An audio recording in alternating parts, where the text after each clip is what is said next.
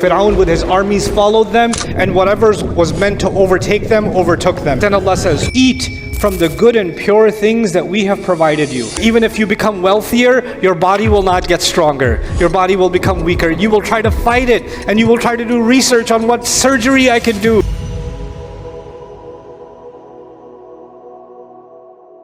Many of you are familiar with the story of Musa alayhi salam. This begins where the adventure with Fir'aun ends. So they've crossed the water, Fir'aun has drowned, they're on the other side. They've now been saved. The Israelites have now been saved under the leadership of Musa alayhi salam. Musa alayhi salam, by Allah's command, when he struck the staff, the water parted. The Israelites, men, women, children, in the hundreds of thousands crossed. Fir'aun and his entire army follows. They all get drowned, they get crushed, and that's the first thing that I want you to know. فَأَتْبَعَهُمْ فِرْعَوْنُ بِجُنُودِهِ فَغَشِيَهُمْ مِنَ الْغَمِّ مَا غَشِيَهُمْ. That Fir'aun with his armies followed them, and whatever was meant to overtake them, overtook them. Meaning the waves overtook them, and they're done with. Now, وَأَضَلَّ فِرْعَوْنُ قَوْمَهُ وَمَا هَدَى. And Fir'aun misled his nation, and he didn't guide. Meaning he thought he's guiding his people to victory and to save his nation, and he took the most elite soldiers of his nation and drowned all of them. He got all of them killed. وَمَا هَدَى. So now I told you they crossed the water. The first thing Allah wants you to know is the way Allah spoke to them directly. That's the first thing Allah wants you to know. Now they're in the safe zone, and Allah now says in the next ayah, Ya Bani Israel, sons of Israel, children of Israel, and He's talking to them directly. قَدْ أَنْجَيْنَاكُمْ مِنْ عَدُوِّكُمْ. We have now rescued you from your enemy. Who's the enemy now? We've just rescued you from Fir'aun. Okay, so now what? So he says, وَوَاعَدْنَاكُمْ جَانِبَ الطُّورِ الْأَيْمَنِ. And we have taken a promise from you right on the right side of the mountain. وَنَزَّلْنَا عَلَيْكُمُ الْمَنَّ وَالسَّلْوَى. And I have sent down manna and salwa on you, because they were in the desert.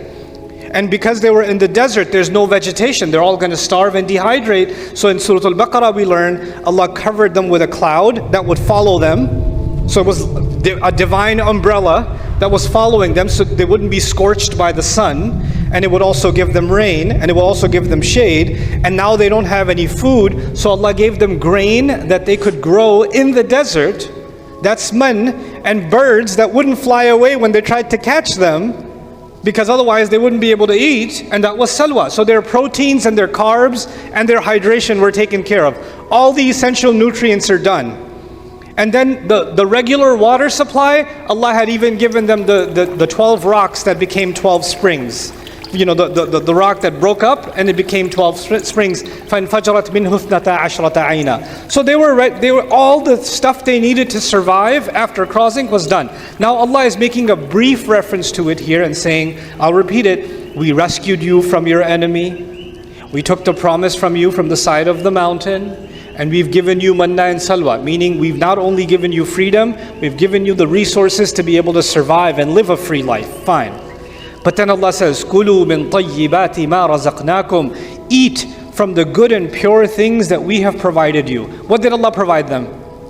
Allah provided them manna and salwa, and He provided them the water that I mentioned. Okay, so just before I go on, I just want you to know something. If you just imagine, you have to put yourself in the story when you read stories in the Qur'an. So you have to put yourself among Bani Israel. You wake up in the morning, you turn to your mom. Mom, what's for breakfast? Manna and salwa. There's nothing else. There's no ketchup. There's no salt. There's no pepper. There's no salad. There's no dressing. There's no fries on the side. Nothing. You got nothing else. And you get the same food for breakfast, you get the same food for lunch, you get the same food for dinner, and if you're in the mood to drink something, what you gonna get? You're gonna get water. There's no juice, there's no fruits.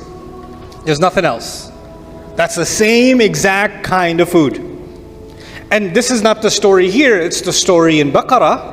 But in Baqarah, they got tired of eating the same food. I mean, if you have the same iftar for 3 days, you start giving your wife the look. So before we go pointing the finger at the Israelites and saying, these ingrates, you know, Allah gave them manna and salwa and they were still ungrateful. Let's look at ourselves a little bit before we point the finger. This is also a test. But I'll briefly comment about that test to you. They used to live in Egypt. And in Egypt, they were free or were they slaves? They were slaves. But when they were slaves, they had vegetables and lentil and garlic and onion and cucumber. They had that stuff. They had a variety of food, but it came with a life of slavery. Now they're free. Now they're free. And now they don't get a variety of food, they only get one kind of food. Some of them started saying, hey, can you make dua to Allah? I miss some of the old food from Egypt, man. Zamin baqliha wa qithaiha wa fumiha wa adasiha wa basaliha. And Surah Al-Baqarah, they said, Musa alayhi salam, they went to Musa alayhi salam, Ya Musa, Allah likes to listen to your du'as apparently. He could split water for you. I think He can arrange for a little bit of salad too. So why don't you ask Allah, and here's the grocery list. So they gave him a list of vegetables to ask for. Because manna and salwa is good, but we got a little, let's make this iftar more interesting. So they gave him a list of things to ask for.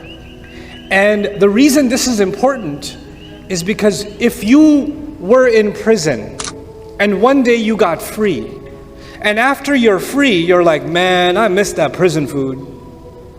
I miss that jail cell, that mush they used to give me. Can I go back to, can I get that food? If you miss prison food, then it's the same as saying you miss what? You miss prison. You miss prison. Allah tested them, and Allah is showing them that the price of freedom is you had to let go of some of the things you became used to. You had to get out of your comfort zone. That was the price of freedom. So when they told Musa that we miss prison food, then they were actually not appreciating the taste, not of food. They couldn't appreciate the taste of freedom. They couldn't appreciate that. Allah says to them, eat and drink from, or eat from the good and pure things that we've provided you. The good and pure things is the same kind of bland food, but you know what makes it so good and so pure? That it's coming with freedom, that it's coming with dignity. They don't have to live like animals. They don't have to be treated like worthless, pathetic creatures that are owned by other human beings. They don't have to be treated with humiliation. Their soldiers can't just walk into their home and kill their boys and let the women live.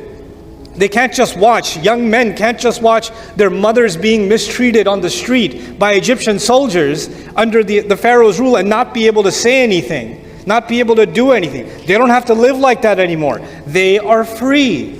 So Allah is telling them directly once they get free, eat from the good and pure things that we've provided you. And then He says, وَلَا تَطْغَوْا فِيهِ. And this is where the unique part begins in Surah Taha. He says, and don't, listen to the translation, it's strange. Don't rebel in it. Don't be rebellious in it. Now you guys tell me, what is it referring to? The food. How do you rebel in food? What does it mean? Allah is saying, eat from this food and don't rebel in this rizq. This is a heavy statement from Allah. This is, scholars of tafsir will call this isti'ara tab'iyya, and there's long discussions, but I'm going to make the easy version of this for you. So you take the lesson from this. So you get so used to those blessings that you take them for granted, and as a result of taking them for granted, you feel entitled.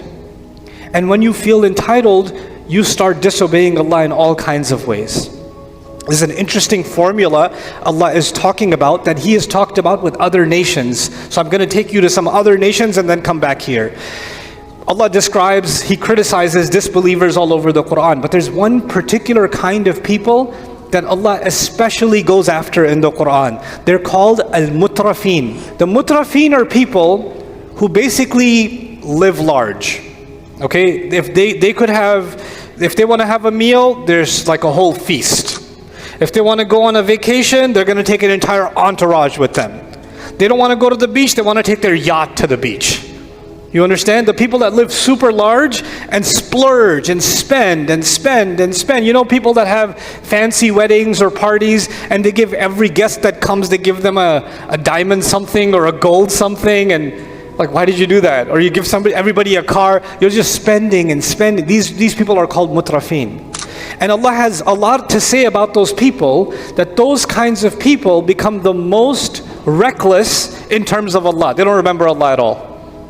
They get so lost in their luxury and they become so entitled that they develop what you can call nowadays God complex. They become like that.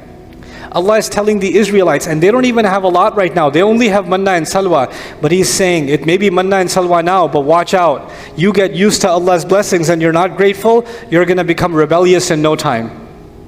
Because you'll enjoy the blessings of Allah, life is going to be easy, and when life becomes easy, you're going to become rebellious. Because when someone gets used to luxury, then the idea, I have to be grateful for what I have, it starts disappearing. It starts going away little by little by little. Now the Israelites are not millionaires yet. They basically just have manna and salwa, and instead of a house, they have a cloud. Right? So they're living outdoors. So they're not living large, but Allah is warning them. Listen, be grateful and live within the halal, because if you become rebellious, taking the blessings I've given you for granted, He says, listen to these words, فَيَحِلَّ عَلَيْكُمْ غَضَبِي, then my rage will be unleashed on you. Allah didn't say then you will be in trouble or you will be sinful. The wording is very strong. He said, my rage will become unleashed. يَحِلَّ حَلَّ الْعُقْدَى means to undo a knot. It's being held, Allah's anger is being held back. And Allah says, I will let it go. I will let it go on you if you're not grateful for what I've given you. And by the way, the biggest thing Allah has given them is two things. In the worldly sense, freedom. And in the spiritual sense, guidance. Two things. For my heart, it's guidance. For my body and my being in this life, it's freedom. Allah has given them both of those things. Don't take them for granted. فَيَحِلُّ عَلَيْكُمْ غَضَبِي فَيَحِلَّ عَلَيْكُمْ غَضَبِي وَمَنْ يَحْلِلْ عَلَيْهِ غَضَبِي فَقَدْ هَوَى. And whoever my anger falls on, that person is as good as someone who has fallen off a cliff. Hawa. Hawa in Arabic, to fall from somewhere high, to fall somewhere low. It's like Allah is saying, these are the people that are truly going to be humiliated. If you are used to the luxuries of this life, and you forget about Allah, like you have a good, you have good looks, you have health, you have money, you have car, you have pleasures, you have everything in this life, and you become rebellious to Allah. Hawa also means no matter how hard you try, you're going to get old. No matter how hard you hold on, the car's going to get old. The money's going to get old. Things are going to, even if you become wealthier, your body will not get stronger. Your body will become weaker. You will try to fight it, and you will try to do research on what surgery I can do, or what medicine I can take to feel younger and look younger. But you're fallen. It's getting taken away from you no matter what you do. And you are heading, there's one thing that's for sure coming if I live a life of disobedience, and that is Allah's anger being unleashed on me. Sooner or later, quite literally, I will fall.